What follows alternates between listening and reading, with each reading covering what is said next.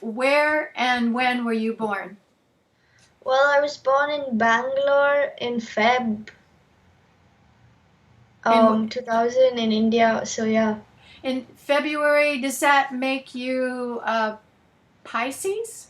The Yeah, fish? yeah, yeah. Yeah, yeah. And do you think of yourself as a sensitive person with deep emotions and maybe conflicting directions, or I mean, do you identify with that at all? A little bit for sure.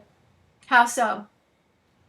Just like just being able to like feel and like relate, like even with like the climate crisis or in general, if somebody else is experiencing something, I feel like I'm experiencing it too, even though I'm not. Maybe like that. But yeah, Got it. just What empathetic, I guess. what other words would you use to describe yourself for someone who doesn't know you and would like to understand you? Mm, people's person, um, bubbly and inclusive. All right. How is it that you're in Canada now? What brought you to Canada? I'm actually studying in Canada. I study at the University of Waterloo and I'm studying environmental resources and international development. So, yeah, my education brought me to Canada. And why Canada? Why not the States or England or someplace? I don't know that either. Basically, like the I was very clear from a young age that I want to study sustainable development or like anything related to the environment or like environmental studies, but there was no like good program in India that I liked. So then I applied to schools everywhere, but in the end, I just ended up coming to Canada. It's actually a very funny, incredible story of its own. The What's the story story? I'd of, love to hear it. well, when I was in like the 11th or 12th grade, I was really passionate about economics. And when I was like 13 or 14, I knew I want to leave the country to study abroad.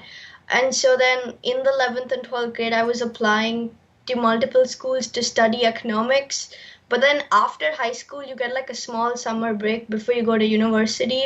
So then I went on my first solo backpacking trip to this place called Auroville in South India. I've been And there. it's like a sustainability, it's a great place to like reconnect with nature and get to know what sustainability is. I spent like a month at this community called Sadhana Forest. It's like the biggest vegan community in the world, and they believe in the values of like veganism, compassion, and unschooling. And like they have like a carbon negative property, and like it's super sustainable and zero waste. So I spend time like working there, teaching children, doing conservation work, and then I was like, do I really want to study economics and do capitalism? Do I really want to? And then like I really thought about it, and then I was like, I just can't. It's not possible for me to do it. And then like I spoke to my parents, and then I was like, I'm not going to any of the places I decided to go to, which was going to go study economics in Holland. But then I was like, I just can't, I don't want to. And then I kind of like said, I'm going to take a gap year. Well, I have, for Indian parents, my parents are super open and supportive, so I could do all this. But so then I was like, I'm not going to do economics. I will take a gap year and then decide, or like just take time off to decide what I really want to do. But I know it's going to be something related to the environment. And then I love traveling and I love like volunteering. So I signed up to volunteer with UNESCO. It was like a World Heritage volunteer program, and it was in Gujarat. And there like in the process, like I met a lot of other volunteers, and one of them like suggested like, why don't you look at Canada, they have great universities. And then while googling like environmental programs, I found one, and it was like incredible. Like I absolutely love the program I'm in, and I wouldn't have come in the first place if this existed in India. But even though in I applied to go to this school in July, and that's really late for like studying abroad, because for with an Indian passport to get a visa, it takes like 3 months, 6 months, and like I applied in July and the term started in August end. But I don't know, it was luck by chance. Somebody I was volunteering with there, his mother worked in the Canadian embassy, so then it just worked out, and then I ended up in Canada. That's fabulous. What was your culture shock? Did anything surprise you going from India to eastern part of Canada? You went, whoa, this is really different. People, like, oh my God, I grew up in Bangalore, and it's like, it's so crowded and it's like so lively. And compared to that, Waterloo is like the size of my neighborhood in Bangalore, and it's smaller. I guess that was the biggest culture shock. And also another funny thing was, because I'm from the south of India, I wasn't really fluent in Hindi. But after coming to Waterloo, and I used to feel like homesick, all the Indian people, international students in Waterloo mainly spoke Hindi. So I learned my country's language, like it was spoken a lot Hindi after leaving the country, and that was funny. But yeah. Did you speak Tamil? What language did you speak in Bangalore? Well, it's not something I'm proud of, but like I think my native language or like is English, because I grew up speaking English and my family speaks to me in English. But like I'm originally from a place called Palakkad, so we speak Tamil that's mixed with like a little Malayalam. But I can understand Kannada, which is what they speak in Bangalore. I can read and write it, and then I can understand Tamil, and then I can read and write and speak Hindi. So because if you I feel like if you know one not like if you know any language that's based on a Devanagari script, which is Hindi, and any language that is like kind of South Indian, you can understand a lot of languages. Like there are lots of similar words, so that helps when I travel. I think what struck me being in India several times compared to North America is that in India a lot of action happens on the street. Like you say, there's people, there's men sleeping on little cots, there's people talking and eating and hanging out, and you don't see that in the same way on streets in North America. People don't take advantage of sidewalks and that kind. They go where they go and don't stop and talk and chat and Yeah. Sometimes like the roads are empty here, and that's like really strange because that never happens in India, at least for now. Is that even if there are no humans, there'll be dogs, cats, something. So cows. yeah, cows. Just to go back to the program that you did in the gap year near Orville, Mhm. what you said, unschooled, was one of their programs. What does that mean, unschooling? Unschooling is basically like a child can choose what they want to learn. They don't have to follow anything, and there's no like structure. It's completely based on what the child wants to learn. And how does that work out if you know if they want to go to college and they've just studied Well, chemistry their whole lives? Well, yeah, that's what like in unschooling, I'm not super familiar with the concept, but with respect to, well, in if a child was unschooled, I'm assuming that it does I feel like it doesn't believe in the stereotypical ideas and norms of education. Right. So the child could still learn chemistry, but yeah, I'm not well read in unschooling. I'm just aware of like how, like what the program they had with respect to like they had something called Children's Land, where like children from all neighboring communities would come and they would just play, and it would be a huge, nice, big, different change for them from like their stereotypical sitting in a class and just learning things that they might not use when they grow up, or like that doesn't make sense to them, and they could do things like art or painting or read a book that they want to read and things like that. There was a movement like that that started in England, and I'm trying to remember what they called it. It was like free school or something, Summerhill, where kids just went and learned what they wanted to learn for joy and not because they had to. So yeah, I think that's a movement that happens around the world. To get back to your family, do you have brothers and sisters? Yes, I have a younger brother. And He's is like he a year younger than I am, and he's in India. And is he interested in climate issues like you or not? He's aware, but he's not like an activist. Mm-hmm. Yeah. But So I'm sure he loves nature as much as I do. what educated you? What made you start realizing from a young age that climate crisis was a crisis and that you wanted to do something about it?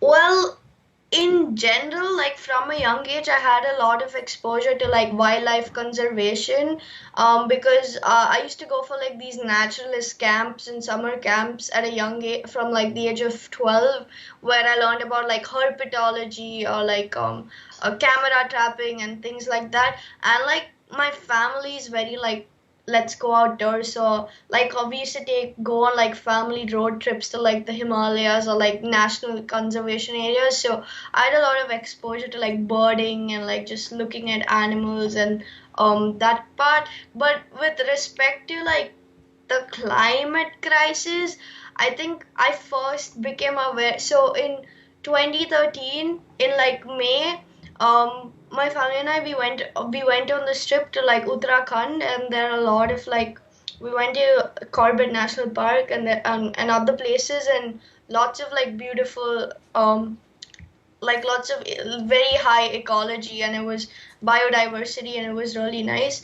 But then we came back, and then in June, like these massive floods hit Uttarakhand. It was like the worst natural disaster India has had seen since like the floods in like 2004. There were landslides, people were displaced, so many things were destroyed. It was really scary. And then like I kept thinking about like, whoa, that could have been us. Like, so and that's when I started reading up about like global warming and yeah, and India's natural disasters in the past. I guess that's how it all started. Mm-hmm. And then where did you turn to work with a group? Because it's hard to be a change maker working by yourself. It helps to have an organization to apply pressure. Oh, so I guess my climate activism started only after I went to university. In high school, I mainly just went for like these programs in the summer, or like I think the school that I went to, that was my community for sustainability and environmentalism. I went to like a KFI school, so it's kind of different from like a normal factory school, as I would call it. And yeah, I learned a lot about like sustainability and like ecology and just environmental studies there. And I learned about environmental movements in high school, like the Chipko movement, which was like in like the movement in India that started in like the 1970s, where like the women went and hugged the tree, and that became like this sort of, and yeah. So, but I guess my climate activism journey started when in in Canada, like in Jan 2019, I went for my first like climate protest. It was like um protesting against the pipelines, and it was led by Indigenous people and young Indigenous activists. And I was like so inspired by like just like the aura and like the energy and like that feeling of, or if you've ever gone to like a climate strike, it just, the feeling of empowerment and yes, we can do something, we're not going to let this continue. So I was like, okay, I'm going back to India in the summer. We need to do this in India. Like, what are young people doing in India? And then, like, yeah, so I was aware about Greta Thunberg, but I didn't, yeah. So then I started Googling like Fridays for Future India or like climate activism in India. And then I found like this Fridays for Future India page on social media. And then I just reached out and I was like, hey, I'm super interested. How can I help? And then like, yeah, even before the pandemic, like my journey with climate activism started through digital action, where I was helping mobilize like the climate strike in Bangalore, which is my city, while I was still in Waterloo. So like making a plan deciding how we're going to get people together, what are going to be our demands, getting police permission for the strike, making a press list, yeah, all of that. And then like I came back for the summer, and that's when like my climate activism journey started. So it's been exactly a year, like just a little more than a year now. So the neat thing about the pipeline protests in Canada is they stopped the pipeline. I mean, they succeeded, which is really, that's even more empowering. I agree, it's empowering to be in a women's march or a climate march, and everyone is so enthused and supportive. It really is empowering. And it's even more so when you get results.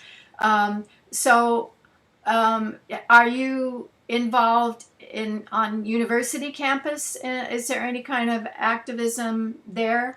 Yeah, we're trying to get the university to divest from fossil fuels because, yeah, like that's mainly that, and like the Fridays for Future movement, and also I go for like the wetsuit protests organized by like the Indigenous Student Association. Mm-hmm. And Yeah. the first strike that you helped organize in Bangalore, what was the outcome? How did you get a lot of people? What? For me personally, it was way more people than I expected. I thought like 50 people would show up, but like 400 people showed up. And like we literally, it was mainly through social media and like just word of mouth. And it was like kids and like people in high school and college. It was really young people. And there were also like grandparents and families that came. It was pretty incredible. So you were there for it because it was in Yes, the yes, summer. yes. Oh, I was. neat. Did you speak at, were you one of the speakers? I spoke like for a minute. Yeah, that's something I'm working on. I get super anxious while public speaking, but I did speak. I did give a speech. And how did you cope with it? Because I think that's one of the main fears for everybody is public speaking. So how did you get yourself up on the stage in front of a mic? I don't know. I just did it. Internally, I was like, oh my God, like I was in a really bad place. But like when I asked people after, they were just like, you were so passionate. We thought while you were speaking, you were going to cry because that's how like inspiring you were. And I was like, that's funny because I was just doing that out of fear. You were passionately scared. Yeah. That's funny. Among the organizers for the pipeline and for Fridays for Future strike in Bangalore, roughly what percent are women, young women? 75-80%. Both. Yeah. Why do you think that is? Where are the young men?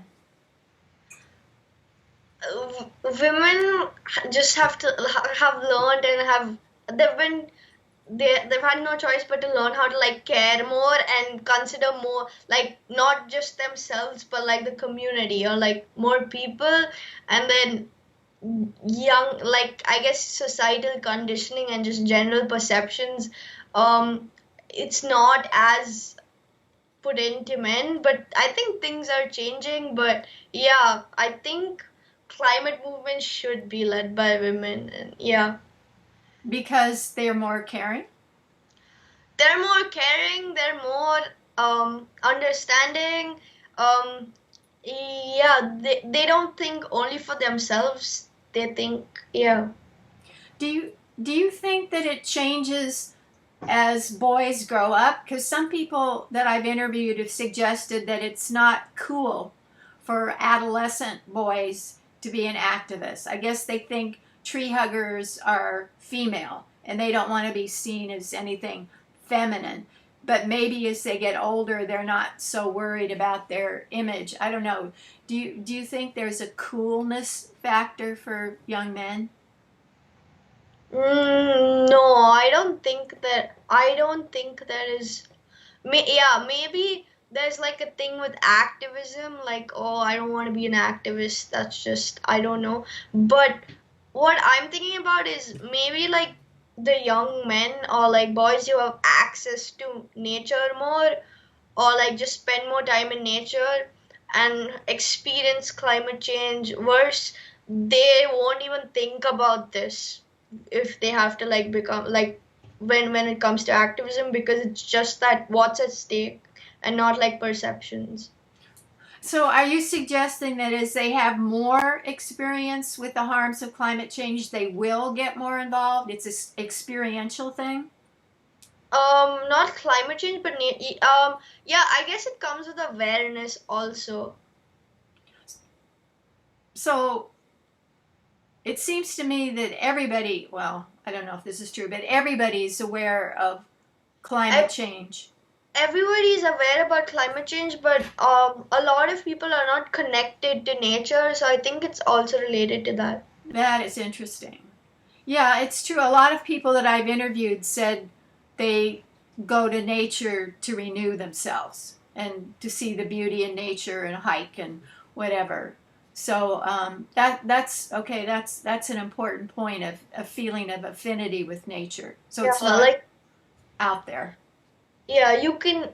Everybody's I feel like if people, along with being aware about climate change, if people were more connected to nature, even with respect to like consumption, things would be very different. That's a good point. I know there's movements to get city kids, urban kids into nature because Yeah, parents, nature deficit disorder.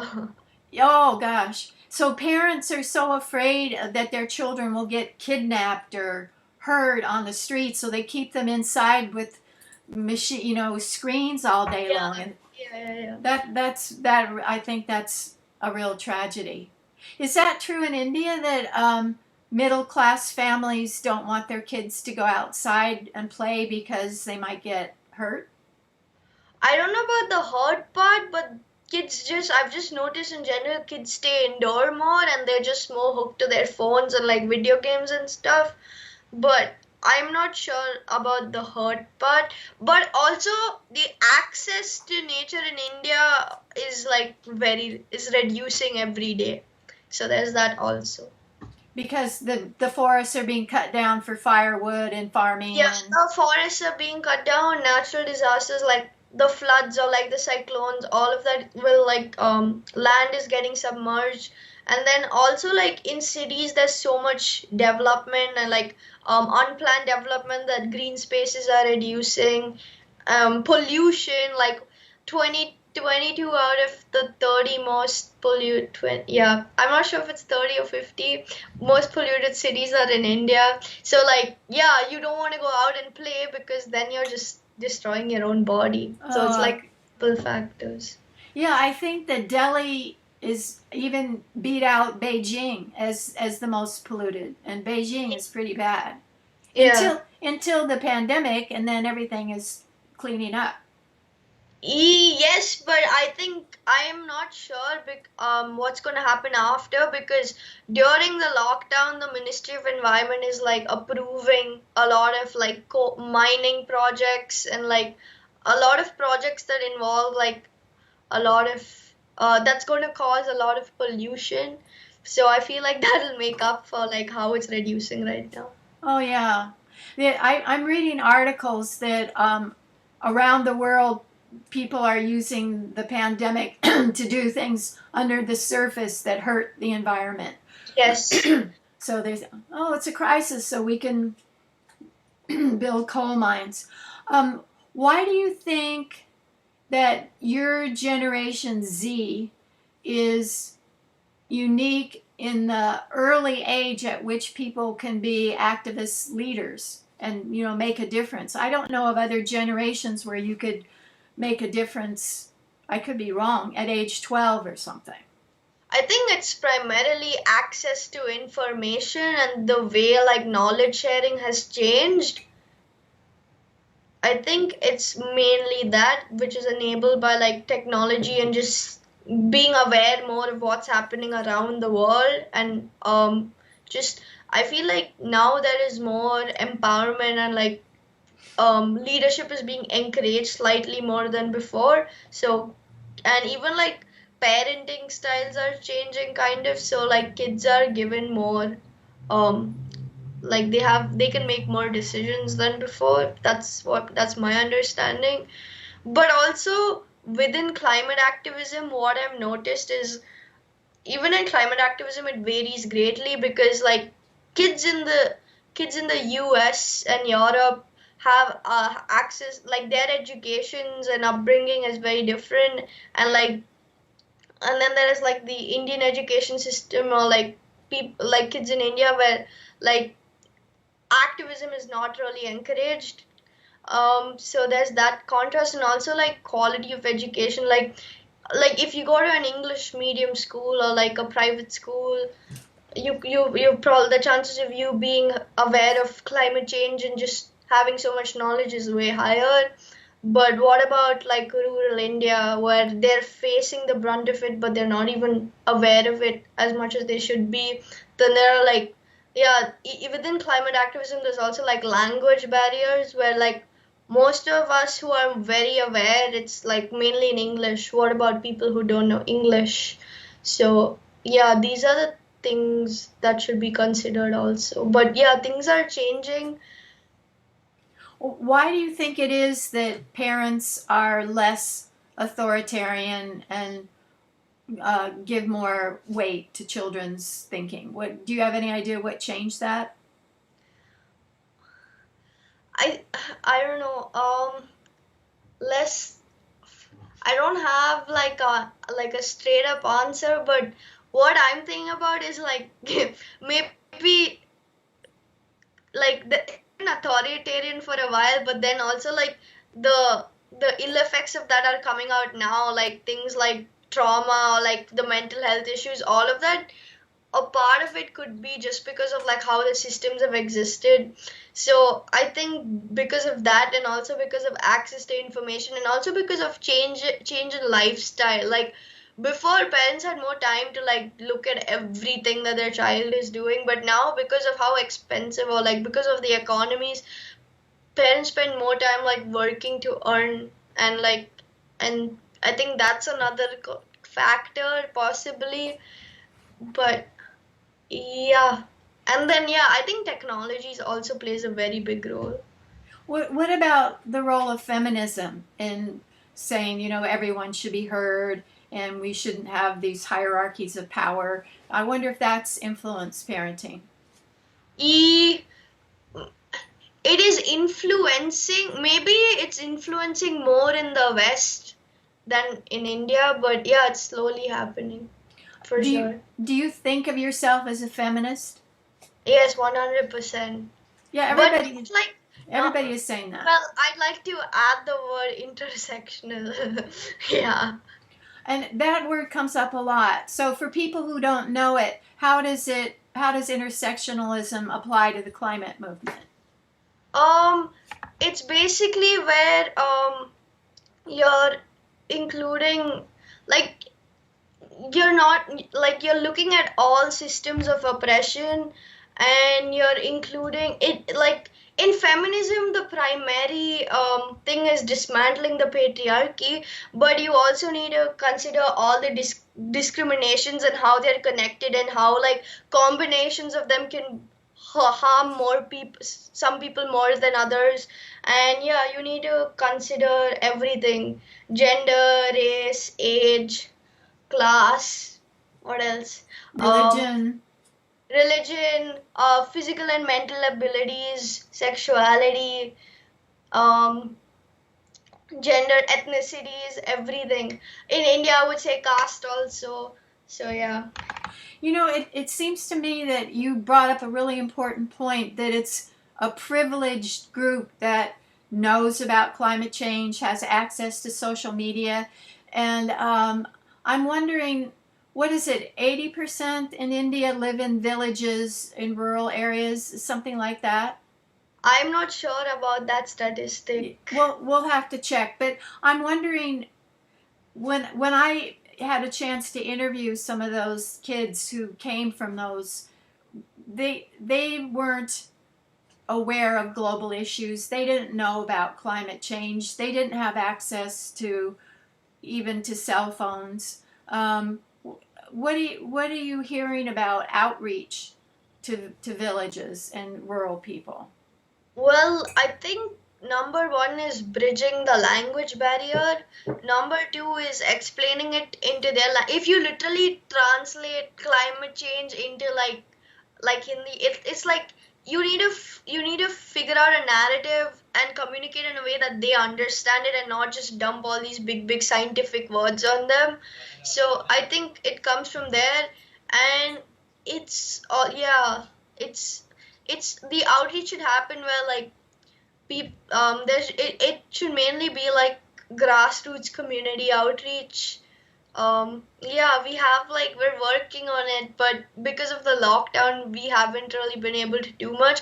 But in local chapters in India, like with FFF, there is a lot of outreach where like kids on like students in high school who live in the cities on the weekends, they'll go to like kids go to these government schools and talk about climate change to these kids. And like I did it too, and it's like even though the kids haven't heard about it before, like they understand it so easily, and like immediately after sessions they're like, I want to do something. How do I like start recycling at home? How do I like I want to do this, I want to do that. How they're so inquisitive. So it's just about access, because they will respond to it mostly like so it's from my experience it's only been positive responses. How interesting. Vidana Shiva, however you pronounce her name, the environmentalist, she says, she points out that soil and agriculture can sequester carbon and are really important in solving the climate crisis. And we know that in India, a lot of farmers are committing suicide because of drought and they can't support the farm. I mean, climate change is affecting their It's lives. not only drought. You have to also take into consideration like the GMOs and how like it's connected to the Green Revolution, and it's not only because of like climate change. It's also a lot of economic and political factors.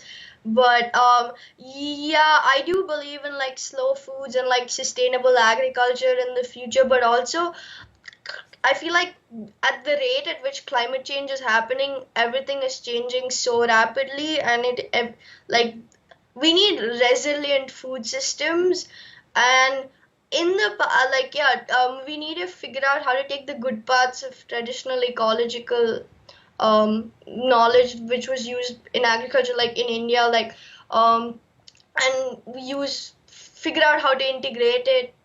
But yeah.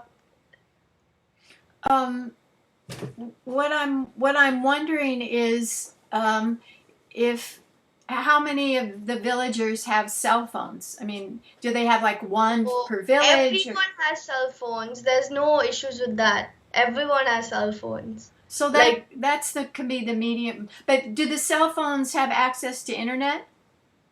Mm, kind of. Yes, India is pretty well connected, like network wise, and I think the current political situation has taken like they have made good use of it for their agendas. So there's no question of lack of network or no connection. It's mainly language barrier. And so another thing that I noticed is like in because I came to Canada is like here like community service sort of is compulsory in like high schools. Like you have to do it to graduate, and like people value that a lot. In India, I didn't notice this that like it happens, but it happens differently. So I feel like if there was more community engagement within students in like high schools, the knowledge sharing would increase, and yeah, and I think it would reduce like the lack of awareness. And the thing with what I think of with like children or people in rural areas, they already have the affinity to environment, so they only need the awareness. And the tools. So roughly what percent of Indians live in rural villages currently? Um, I'm not exactly sure, but approximately 70% Okay. of still And live it. and you also mentioned that the polluted cities, you weren't sure if it was 20, I mean 30 or 50, but which now you know Yeah, that it's it's 22 out of 50. okay. Oh boy. That's when you think about it, that's enormous when you think of the health hazards. Yes. Um, when we were talking about rural youth and the need for what's sometimes called service learning, and I do you hear that discussed at all in secondary school in India, the need for service learning or helping others kind of education? I've never heard of the word service learning. Um, when I was so from grade 1 to grade 10, I call what I went to a factory school, and then grade 11 and grade 12, I went to like like an experiential learning alternative, really incredible school. So when I was from grade 1 to 10, I don't think we had service learning, but I just remember there was a competition, probably when I was in the sixth grade, um, where you had to form groups and see who can do the best community service, and whoever does the best community service gets into this competition, and eventually they win an iPad. That was the competition. But I was no, I feel like the service learning aspect needs to be more integrated into schooling, like the outreach and helping other people perspective.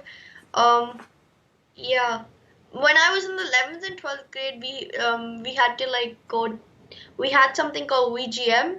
So like once or twice a week, when all the teachers go and have a meeting, the students in high school have to go watch over the school students in the rest of the school.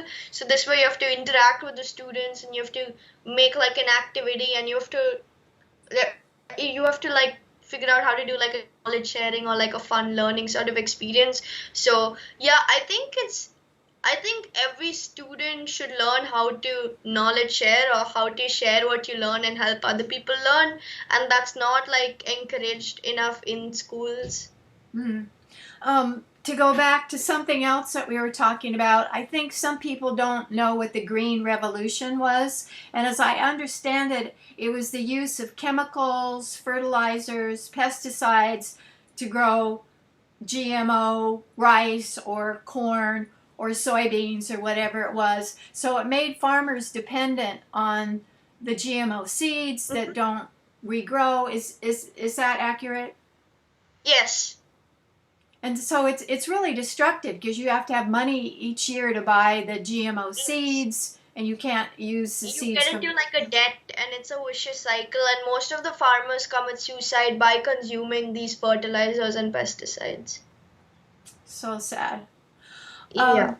Um, what I want to talk about next is an issue in progressive organizing activism of all kinds is how do you get things done without a hierarchical organizational structure like the military. So, how do Yeah. you be democratic but not have hugely long meetings and people flaking and not doing things? What's your experience and observation? Um, Uh, the so I think what has worked for us recently, it's starting to work out. I feel like any movement in the starting, there will be like an unequal balance of power, because like but now that's changed completely, which is good. We follow something, I there's no name for it as such, but from what I've read up, it's like a snowflake model. So like you distribute and then like you connect. It's something similar to what XR believes in, the rising up their organization. So it's decentralized and it's bottom up and grassroots. So like within the bigger thing, it's like if you have outreach, if you have research, if you have social media, within these groups there will be people who make sure like the community is working properly, but like everyone is like voted upon. Like like if somebody wants to take initiative, they'll be like, guys, I want to do this, how many of you are okay with me taking the initiative? It's always voted upon. And another big thing that's helped us, I think, is like because of eco anxiety and burnout, and just like how much in general like mental health is like really becoming serious right now. There's a lot of like room and flexibility that like you can say it's not like a corporation or an organization where it's only like output output output. It's like if you're not having a good day, you can just be like, guys, I just can't do it. I've informed this person they're gonna take over, I just need a break. And like it's super understanding, and like emotional well-being and like having a regenerative culture is super important for us. Why do you think that is, that mental health issues, is it just because we talk about it more and recognize it? But why is it like in the States that anxiety and depression and around the world is increasing? Suicide is a major problem. I think it's the second cause of young people's death around the world, which I think implies like depression. Yeah, I think like mental health right now is like also like the structural violence caused because of capitalism. Um, so like because of just the way like people are becoming more disconnected, and like things from like yeah, I think it's mainly that.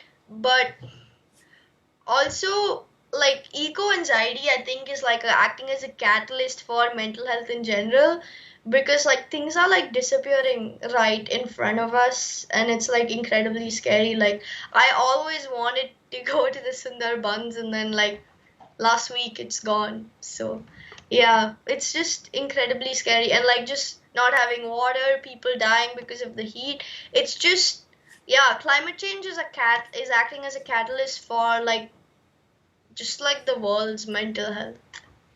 Um, what about social media? The academics that I read say, well, social media is the cause, especially of girls, increasing anxiety because they compare themselves with other people. Their body image is they're critical of because they don't look. Social media is a contributing factor for sure. Like it's multiple things, but yes, social media is one of them.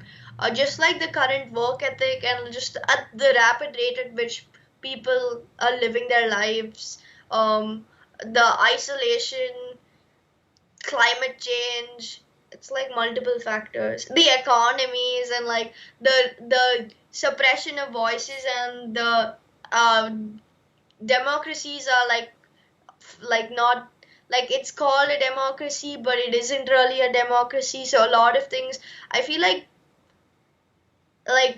even with like the factors like social media, technology, climate change, even like as people, like there's nothing you feel like everything's being controlled by like other people. I think people have less control of their lives now. I think the amount of uncertainty is also a factor. Well, capitalism has been around for over a century. So, what's happening now in advanced capitalism that is harming people's mental health? Um, just like the rate of the systems, and it's, I feel like it's always been harming people's mental health, but because of social media and just movements in general, and how there's more things being spoken about now, it's just coming to light. But yeah. So it may be that people have always been anxious and depressed in their youth, Yes. but there wasn't the permission to talk about it or get Yeah, help. there was an awareness. Mm. Yeah. You know, it's Like, interesting that I saw a figure that in the U.S., like 18, no, almost a third of girl, no, almost a quarter of girls sought help, and that was increasing. But like half of that number of boys sought help. So it may be that boys are just as depressed and anxious, but they don't seek help and they don't talk about it because yeah, they're not it's the supposed to. stigma. Yeah. Again, it comes back to patriarchy then. Yeah. What about your brother's friends? When you do they do they talk about their feelings or feeling anxious and pressured, or what do you I see with think them? again, I think it depends on like the environment and the community and the way you've grown up. But yeah, based on how we're brought up, like talking about mental health is okay. But that's because of also like familial values and education, but it can't be the same. It's not the same for most of the country. Right, right, and that I think that's true. That there are different organizations. Like there's one in Australia that I think is global, BATYR, that is trying to get. Oh, and there's an Instagram campaign. How are you feeling, really? So that people will say, I'm really depressed or I'm really anxious. So there's a movement for people to feel more free to talk about how they're really feeling. Yeah. I know this is, I don't know if this is one of your questions, but something that I've recently really started believing is everyone should have access to an environmental education. And from an Indian context, the way I look at it, environmental education, like anything, just being aware of your ecosystem could even be just being aware and learning how to be a responsible citizen and just participation, because that's also participating and making sure like the ecosystem or general functioning is okay. So I think from an Indian context, like even with respect to like feelings or in general, like there needs to be like a consent education or like a sex education sort of thing for like because of the amount of patriarchy that exists from in an Indian context. I think like equality needs to be explained from all contexts, and it shouldn't just yeah. I feel like in high school, boys and girls should have access to learn what feminism is or what equality is and what patriarchy is and all the connections. So yeah, personally, I think if that's not included in education, it should be included in like an environmental education. Yeah, that makes sense. When I read about Indian feminism, the main issues seem to be violence against women, including femicides and street harassment. So it's like every woman says, yes, I've experienced being touched or whatever on a public transportation. So is that an accurate statement? Yes, it is. But there But doesn't seem to there are be. also, but yeah, yeah. The, now recently women have started talking about it, but I feel like the sexual violence that happens in general, irrespective of gender. Obviously women, trans people, non-conforming people are affected the most, but sexual violence happens throughout the gender spectrum. Hmm. Um, as far as I know, there isn't a national feminist organization that kind of unites the different groups. Do you know of any that's a national group? I don't know of national groups, but I know like some examples. Have you? It's I don't know if these are just examples of feminism that I heard of growing up. Have you heard of the Gulabi gang? Yes. Yeah, the so I've pink heard the of pink them. saris. Yes, yes. And then there's one like I know there's like an ecofeminism group that was started. I know Dr. Shiva is part of it, and a bunch of people from other countries. I used to follow that. I can't find the name, but that was one. The And then, Gulabi gang, just for people who don't know, a poor village woman started it, and she gathered women. They wore pink saris, and if someone was abusing their spouse, they'd come with bamboo sticks and say, no, yeah, no, in no, no more. And it yeah, worked. but yeah, like so yeah, there hasn't been like a group as such, but I do follow like a lot of there are a lot of like Indian feminists who are now like um yeah, that I follow and I learn from. But personally, like I didn't know anything about feminism or patriarchy until I was like maybe 18 and then older. Like after I left the country, I realized how much patriarchy influenced my life. Mm, Yeah. right. And like I don't, this isn't spoken about in general feminism a lot, but like menstruation, I didn't know its significance and how much it impacts like Indian women with respect to the taboos and the oppression until I left, because I used to experience it too. So yeah, things like that. But it's something that should be hidden and not spoken about. Yeah.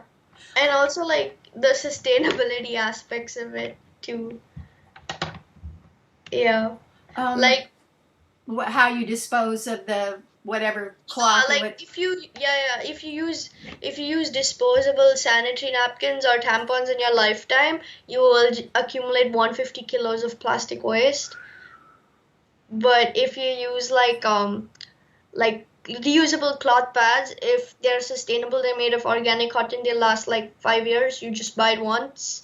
And if you use menstrual cups, which is becoming the most popular option, that lasts like 10 years. So awareness, like traditionally Indian women used cloths, but again a lot of taboos were associated, but then like they were introduced to like the sanitary napkins. So yeah, a personal environment thing that I do is I'm like an advocate for sustainable menstrual health management, and yeah, I do like sessions whenever I can to help people become aware about their options and if they want to make the switch. And yeah, when I was in India, I worked with a social enterprise called EcoFem, where they employed women from like rural self-help groups in South India to make cloth pads, and then they sold it all around the world. And with the profits, they use it to educate young girls and women in rural India about menstruation and periods.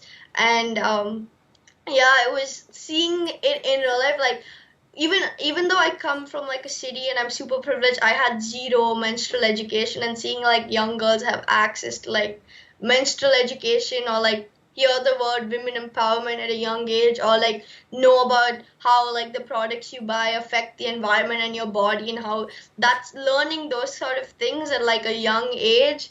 It like that's those sort of movements or things happening, it just super inspiring. Yeah, And things like that give me hope.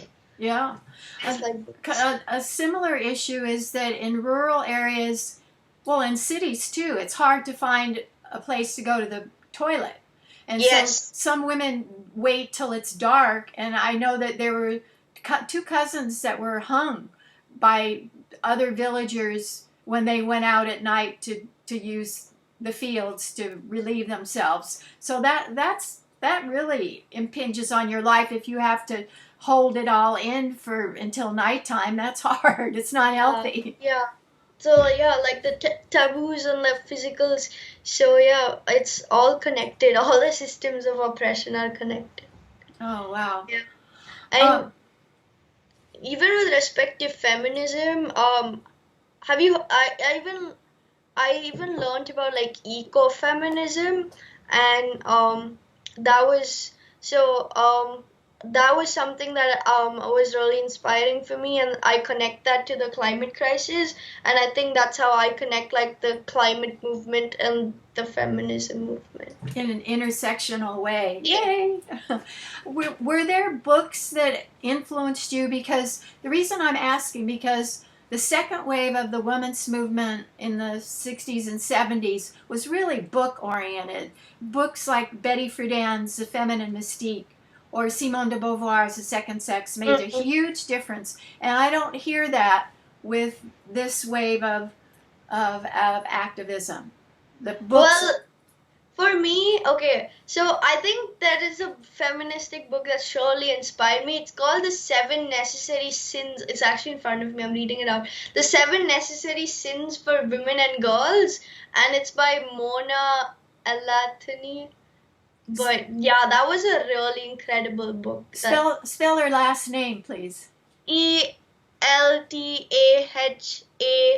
Eltahaway. And she's Indian? No. I think she's Middle Eastern and she's Muslim. So she talks about her whole journey and like talks about experiences from around the world, and it's a really inspiring book. And I feel like with Indian feminism, the people that have inspired me are probably Vandana Shiva and then Arundhati Roy. Have you heard of? The novelist? Yeah, and probably them. And then she's not like she's a climate activist. I think her name is Sunita Narain. I think she's super inspiring too. And yeah, like the founders of EcoFem are pretty incredible. But yeah, Indian feminism, like it's still new. Like it has a long way to go with respect to like literature. It's still kind of a bad word to be a feminist, right? It's like you're a man hater. Sure. Yeah, I think it's changing. What about women's studies programs? There are a lot of universities in India that have women's studies programs, right? Very few people actually decide to like get into it though.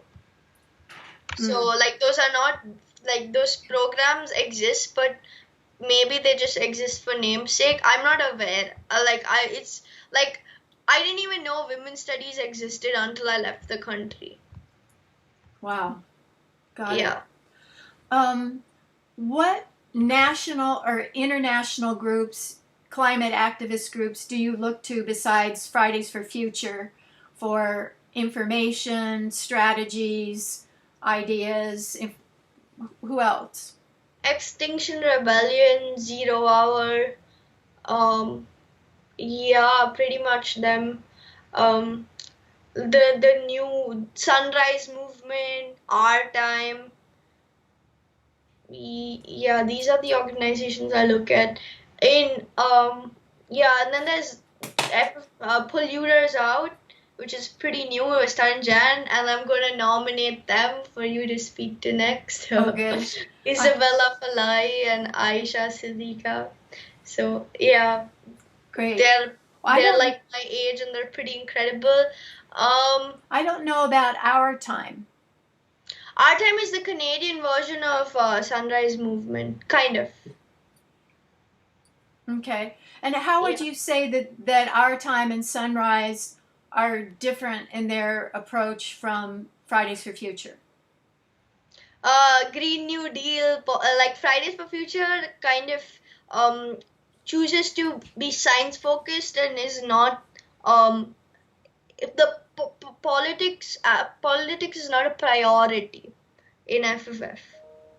Yeah, I just read Greta Thunberg's mother's book about our house is on fire, and she says that they don't want to make demands because the whole system has to be changed. Yes. You can't reform it. You have to change it from the system level. Yeah. Yeah. How do you deal with flying shame? Because obviously you have to fly. Yeah, I've reduced my flying to like the only flights I take is to go back home and then come here. So I take like one flight a year, but like that one trip a year. But like yeah, this 2019 was this from probably May 2019 to May 2020 is like the first time I haven't taken like a single flight. But yeah, in general, I'm very like travel by road or trail. I love traveling by road. Yeah. When you think about the future, are you optimistic or pessimistic that we'll be able to turn this around? I'm extremely optimistic. Yeah. Why? I don't know. Like when I was 16, I read this book called Small is Beautiful by E.F. Schumacher, which it's like it talks about economy, environmentalism, and politics. And he wrote that book in 1973, and he literally spoke about why we should not do what we're doing today. And he like so So based on that, I know that like even if it doesn't happen in my lifetime, I'll at least help reduce it. But would the UN reports say we have like 11 years or something. We don't have your lifetime. Yeah, we don't have time left. So, but for some reason, I'm convinced that just humanity and like nature in general, I guess we have, the way I interpret it, we have 12 years left to live like how we're living now. And after 12 years, like populations are going to change and like humans will still be alive, but the way we survive would probably be very different.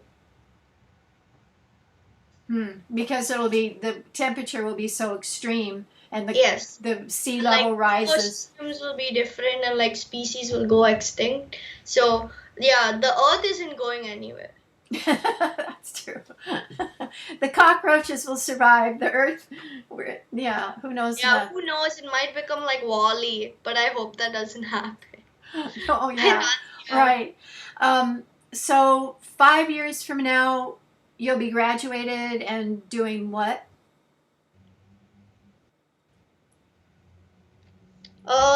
I see myself being an educator and academic and maybe having a social enterprise that works on environmental education and making that more accessible.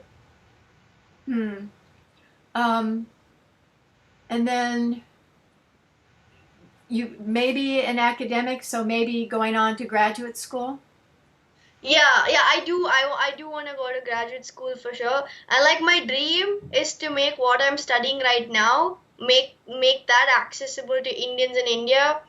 So yeah, like get like a faculty of environment, like a good faculty of environment in like an Indian college. That is great. I think you're going to do it.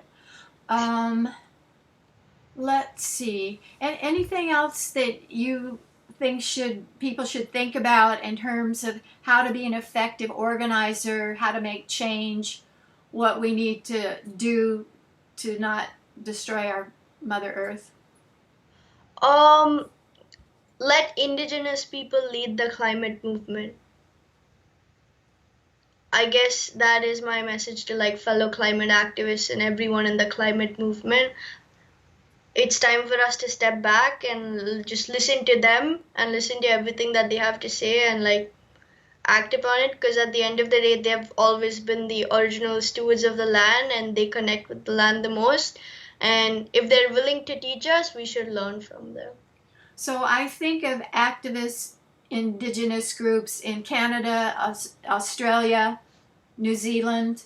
Where else are there these kind of leaders that can in India? So after coming to Canada, I was so like shocked and inspired by how aware Canadians are about like First Nations and reconciliation and like just Indigenous rights and the UNDRIP. And then in India, like there's so much disconnect between like they're called Adivasis. So like the Adivasi people in India and like the non-Adivasi people, there's like so much disconnect and like there's so much lack of awareness and there's so much like disrespect towards Adivasi people.